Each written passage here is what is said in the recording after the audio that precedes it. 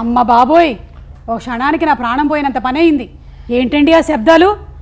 Director అరివడగన్ గారు, మాకు రకరకాలైన శబ్దాలు వినిపించాయండి. మీరు సినిమా తీయడం ఏమో కానీ. ఆది పినిశెట్టి గారు, మీరు వైశాలి తర్వాత మళ్ళీ ఇదే కాంబినేషన్ లో చేస్తున్నారు. ఆఫ్టర్ వైశాలి ఇదేదో ఈయన మొదలెట్టేశారు. కింగ్స్లీ గారు శబ్దాలకి మెయిన్ కారణం వచ్చేసి ఆయన ఈయన, సో వాళ్ళని అడగాలి మీరు. కాదండి, నాకు శబ్దాలు వినిపించాయి.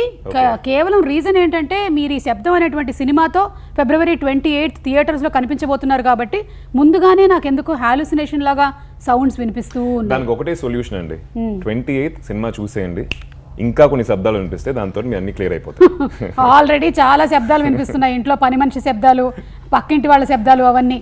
అండ్ అలాగే మనతో పాటు ఉన్నారు ది మ్యూజిక్ డైరెక్టర్ తమన్ గారు.